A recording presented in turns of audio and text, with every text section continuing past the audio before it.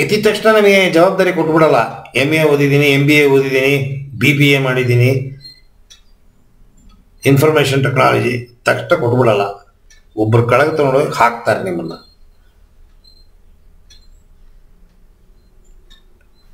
ಅವರು ಏನು ಮಾಡ್ತಿರ್ತಾರೆ ಅದನ್ನು ಅವ್ರ ಜೊತೆಗೆ ಸೇರಿಕೊಂಡು ನಾವು ಕಲಿತೀವಿ, ಕಲಿತು ಅಭ್ಯಾಸ ಮಾಡ್ಕೋತೀವಿ.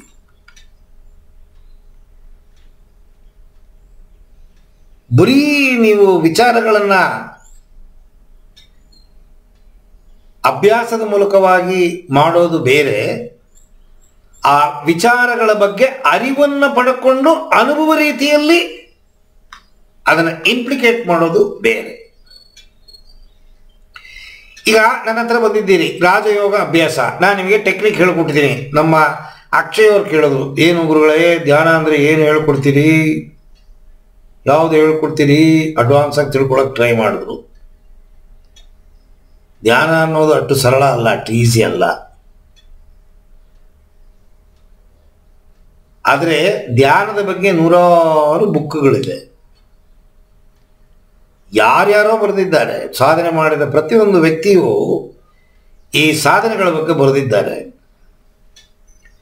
ಒಂದೊಂದು ವ್ಯಕ್ತಿ ಒಂದೊಂದು ದಾರಿಯಲ್ಲಿ ಹೋಗಿರ್ತಾರೆ.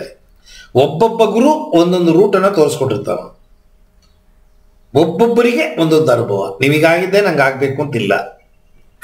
ಬಟ್ ಈ ವಿಚಾರಗಳನ್ನೆಲ್ಲ ನಾವು ಓದಿ ತಿಳ್ಕೊಂಡಾಗ ನನಗೆ ಅರಿವು ಬರುತ್ತೆ. ಅದನ್ನು ನೀವು ಇಂಪ್ಲಿಕೇಟ್ ಮಾಡುವಾಗ ಏನು ಮಾಡಬೇಕು ಮಾಡಬಾರ್ದು ಅಂತ ಅನ್ನೋದು ನಮಗೆ ಗೊತ್ತಾಗುತ್ತೆ. ಸೊ ಜ್ಞಾನ ತುಂಬ ತುಂಬ ಇಂಪಾರ್ಟೆಂಟು.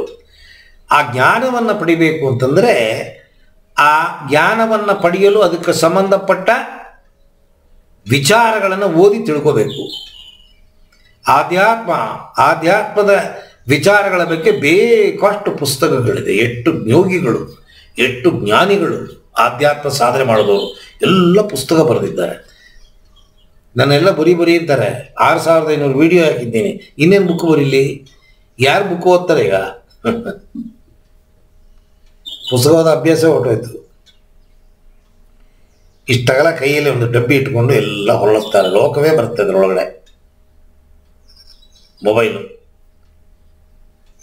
ಮೊಬೈಲಲ್ಲೂ ಬುಕ್ಕನ್ನು ಲೋಡ್ ಮಾಡಿದ್ದಾರೆ.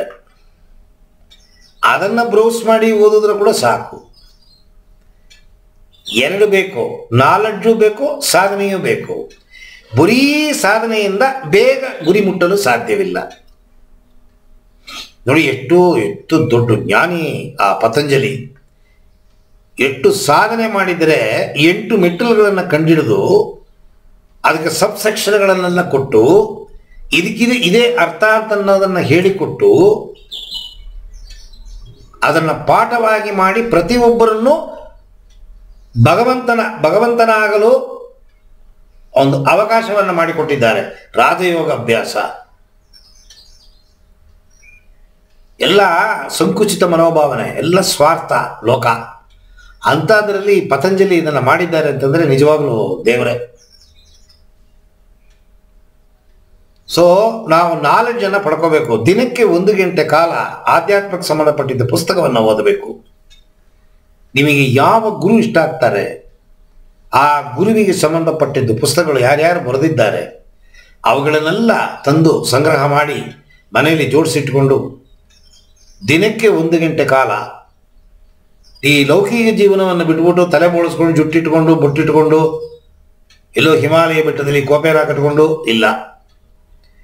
ನೀವು ಕೆಲಸಕ್ಕೆ ಹೋಗ್ತೀರಾ, ಕೆಲಸಕ್ಕೆ ಹೋಗಿ. ಮದುವೆ ಮಾಡ್ಕೊಂಡಿದ್ದೀರಾ, ಮಕ್ಕಳ ಜೊತೆಗಿರಿ, ಹೆಂಡತಿ ಜೊತೆಗಿರಿ, ಸಂಸಾರದ ಜೊತೆಗಿರಿ. ನೀವು ದಿನ 1 ಗಂಟೆ ಕಾಲ ಆಧ್ಯಾತ್ಮದ ಅರಿವನ್ನು ಬೆಳೆಸ್ಕೊಳ್ಳೋ ಪುಸ್ತಕಗಳನ್ನು ಓದಕ್ಕೆ ಶುರು ಮಾಡಿದಾಗ ನಿಮ್ಮಲ್ಲಿ ಪರಿವರ್ತನೆ ಶುರು ಆಗುತ್ತೆ. ಪುಸ್ತಕವೇ ಗುರು. ಆದರೆ ಪುಸ್ತಕವನ್ನು ನೋಡಿ ಸಾಧನೆ ಮಾಡಬಾರ್ದು. ಪುಸ್ತಕದಲ್ಲಿ ಪಡ್ಕೊಂಡಿದ್ದ ಅರಿವನ್ನು ಒಬ್ಬ ಗುರು ಮೂಲಕವಾಗಿ ಪಡಿಬೇಕು. ಆ ಗುರು ಮೊದಲನೇ ದಿವಸದಿಂದ 8 ವರ್ಷ ಸಾಧನೆ ಮಾಡಿದ್ದಾರೆ. ಬಿದ್ದಿರ್ತಾರೆ. ಅಂಥದ್ರ ಪಾಠವನ್ನು ಕಲಿಬೇಕು ನಾವು. ಪುಸ್ತಕ, ಪಾಠ ಕಲಿಯೋದು ಎರಡನ್ನೂ ಪ್ರಾಕ್ಟಿಕಲ್ ಆಗಿ ನೀವು ಅಪ್ಲೈ ಮಾಡಿದಾಗ ಮಾತ್ರ ಉನ್ನತ ಮಟ್ಟಕ್ಕೆ ಹೋಗಕ್ಕೆ ಸಾಧ್ಯ. ಗುರುವೂ ಬೇಕು, ಬುಕ್ಕೂ ಬೇಕು.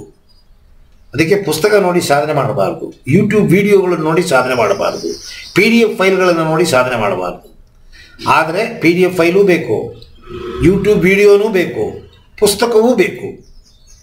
ಆ ಸ್ವಾಧ್ಯಾಯ ನಿಮ್ಮನ್ನು ಎನ್ಲೈಟನ್ ಮಾಡುತ್ತೆ, ಸರಿ ತಪ್ಪುಗಳನ್ನು ನಿಮಗೆ ತೋರಿಸಿಕೊಡುತ್ತೆ, ನಿಮ್ಮ ಡೌಟ್ಗಳಿಗೆ ಪರಿಹಾರ ಅದು.